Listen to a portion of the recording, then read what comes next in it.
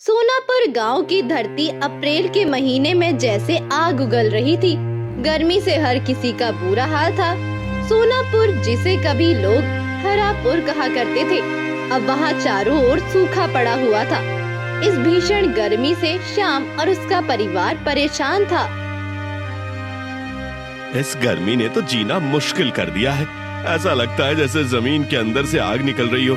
ऊपर से गांव में चारों तरफ सूखा पड़ा है। मुझसे तो अब इस चूल्हे पर खाना भी नहीं पकाया जा रहा है। चूल्हे के पास जाने का मन ही नहीं करता। गांव में गर्मी से बचने का एकमात्र उपाय कूलर है बस, मगर एक आप है जो कूलर लाना ही नहीं चाहते। यहाँ बीज बोने के लिए पैसे नहीं है और तुम कह रही हो कूलर लगवा दूं? हाँ, मैं सब जानती हूँ। आपके बहाने जब भी मैं कोई फरमाइश करती हूँ, आप अपनी जेब की ओर हाथ ले जाते हैं। रानी, तुम हर वक्त मुझे गलत समझती हो, जबकि तुम जानती हो कि हमारी हालत ऐसी नहीं है कि हम ऐश कर सकें। ये छोटा सा घर और आग बरसता हुआ चूल्हा मेरे नसीब में लिखा है, और आप कहते हैं कि मैं ऐश कर रही हूँ। मुझे आपके साथ नहीं रहना, मैं अपने मायके चली जाऊंगी। रानी देखो, मैं जल्दी कुछ न कुछ करूँगा, तुम परेशान मत हो। श्याम एक गरीब किसान था और अभी हाल ही में उसकी शादी रानी से हुई थी। रानी थोड़ी जिद्दी थी और श्याम डरपोक और नरम दिल इंसान था। श्याम खुद अपने हालात से बेहद परेशान था, तभी उसने एक बड़ा फैसला लिया। मैं अपने हालात से अब तंग आ चुका हूँ। पिछले साल जो फसल हुई थी उसके पैसे भी अब खत्म हो चुके हैं। मैं सोच रहा हूँ कि क्यों ना इस बार फिर से अपनी जमीन पर फसल उगाई जाए। ये तो बहुत अच्छा फैसला है। छोटी ही सही, मगर हमारी अपनी जमीन है। आप जल्दी से अपने योजना पर काम शुरू कीजिए। ये सब तो ठीक है, मगर फसल के लिए पैसे कहाँ से लाऊं? तुम्हें पता है कि हमारी 2 वक्त की रोटी भी मुश्किल से चलती है। आप सेठ मोहन से थोड़े पैसे उधार ले लीजिए। जब हमारी फसल आ जाएगी तब आप उन्हें पैसे दे दीजिएगा। हाँ, कह तो तुम ठीक रही हो। श्याम अपनी पत्नी की बात मानकर सेठ मोहन से उधार लेने जाता है। सेठ जी, आप बहुत दयालु हैं। आपकी दया के चर्चे पूरे गांव में मशहूर हैं। मुझे आपकी मदद की जरूरत है। मुझे मक्खन मत लगाओ, जो कहना है जल्दी कहो। सेठ जी, मुझे खेती करनी है, उसके लिए थोड़े से उधार पैसों की जरूरत है। अगर आप थोड़ी मदद कर दें तो भगवान आपका भला करेगा। ठीक है, मैं तुम्हें पैसे दूंगा, मगर ये बताओ कि मेरे पैसे ब्याज समेत कब तक वापस करोगे? सेठ जी, जैसे ही फसल तैयार होगी मैं आपके सारे पैसे लौटा दूंगा। श्याम सेठ से पैसे लेकर अपने घर आता है और खुश होकर अपनी पत्नी से कहता है, भाग्यवान कहाँ हो? जी, क्या हुआ? सेठ जी ने पैसे दे दिए क्या? हाँ, सेठ जी ने पैसे दे दिए और बोले कि जैसे ही फसल तैयार हो जाए पैसे वापस कर देना। ये तो बहुत अच्छी खबर है जी। अब तो हम भी अमीर बन जाएंगे। सबसे पहले मैं अपने लिए कूलर लूंगी, कूलर। ठीक है, तुम्हें जो लेना है ले लेना, मगर अभी सबसे ज्यादा बड़ी समस्या है ये जमीन के लिए पानी का इंतजाम कहाँ से करें?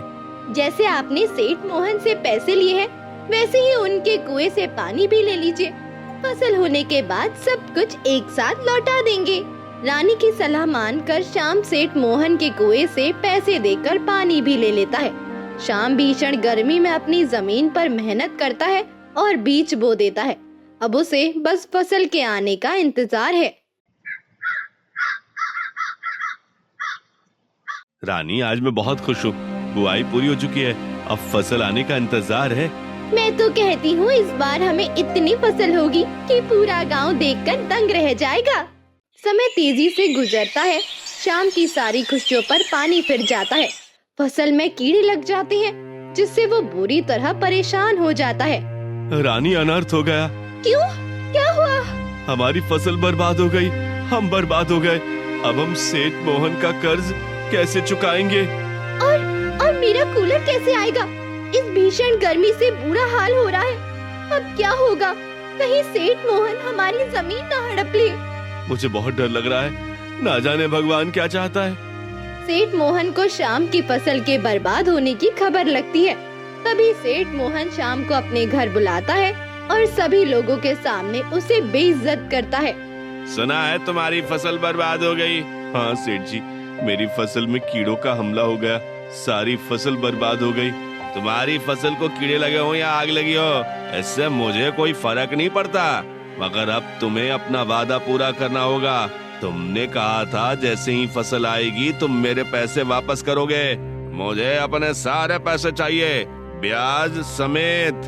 सेठ जी, मुझ पर दया कीजिए, मुझे थोड़ा समय दीजिए, मैं आपके पैसे लौटा दूंगा। मुझे कुछ नहीं सुनना, शाम तक मुझे अपने सारे पैसे चाहिए, वरना मैं तुम्हारी जमीन छीन लूंगा।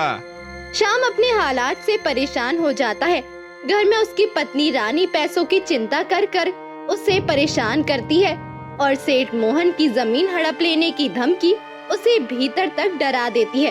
तभी श्याम परेशान हालत में जंगल की ओर निकल पड़ता है और एक पेड़ के नीचे बैठकर अपने हालातों पर रोने लगता है। अब क्या होगा भगवान, मैं कहाँ से पैसे लाऊंगा? अगर शाम तक सेठ मोहन को पैसे नहीं दिए तो वो मेरी जमीन भी ले लेगा। भगवान मुझ पर दया कर, मैं अब और नहीं सह सकता। मैंने सब कुछ खो दिया, अपना सम्मान भी। मेरे जीवन में अब जीने का कोई मकसद नहीं बचा है। रो रो कर श्याम का बहुत बुरा हाल हो जाता है। तभी उसे एक रहस्यमय आवाज सुनाई देती है। आंसू बहाना कोई हल नहीं मानव, क्या तुम अपनी किस्मत से भागना चाहते हो? कौन बोल रहा है? मैं वो हूँ जो टूटे मन की पुकार सुनता है। मैं वो हूँ जो सच्चे कोमल हृदय वाले लोगों के काम आता हूँ। तो तुम जो भी हो मेरे सामने आओ, यूं पीछे छुपकर बैठने से कुछ नहीं होगा। मनुष्य, तुमने सही कहा, पीछे छुपकर बैठने से कुछ नहीं होता, मगर तुम मेरे ऊपर बैठे हो, फिर मैं तुम्हारे सामने कैसे प्रकट हो सकता हूँ? परेशान होकर श्याम अपनी जगह से उठता है। तभी वो देखता है जिस पर वो बैठा था वो एक घड़ा था। क्या ये आवाज तुमसे आ रही है? मगर ये कैसे हो सकता है? जानदार तो सिर्फ इंसान और जानवर होते हैं, और बात करने का हुनर तो सिर्फ हम इंसानों के पास होता है।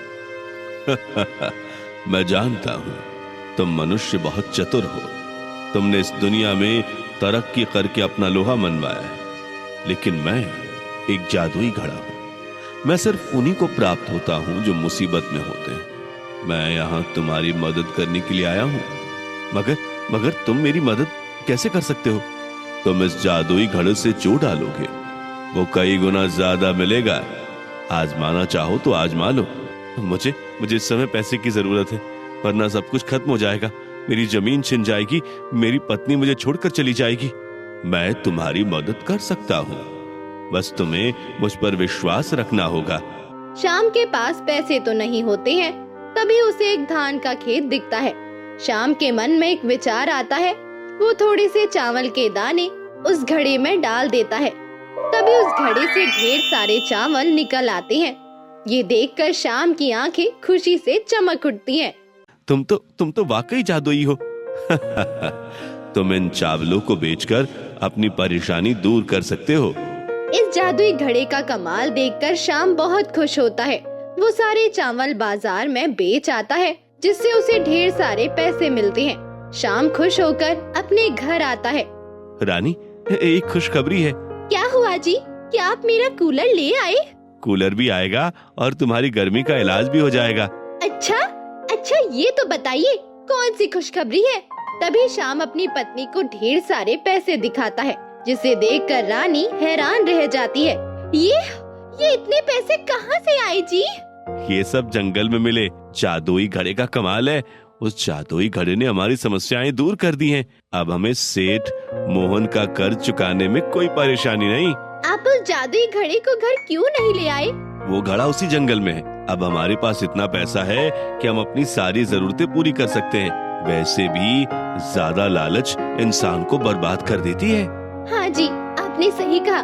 मुझे तो इस बात की सबसे ज्यादा खुशी है कि हम कर्ज से मुक्त हो जाएंगे और गर्मी से बचाव के लिए नया कूलर भी आ जाएगा। सेठ मोहन जो अपने पैसे लेने श्याम के घर आता है, वो श्याम और उसकी पत्नी की सारी बातें सुनकर हैरान रह जाता है। तभी वो उल्टे पैर वापस जाता है और जंगल में जाकर उस जादुई घड़े को ढूंढने लगता है। श्याम ने कहा कि उसे इस जंगल में जादुई घड़ा मिला था।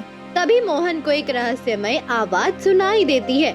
क्या तुम मुझे ढूंढ रहे हो बालक? हाँ, मैं तुम्हें ही ढूंढ रहा था। मेरी मदद करो, मुझे पैसे की जरूरत है। तुम इस जादुई घड़े में जो डालोगे वही तुम्हें मिलेगा, और इतना मिलेगा कि तुम्हारी सारी जरूरतें पूरी हो जाएंगी।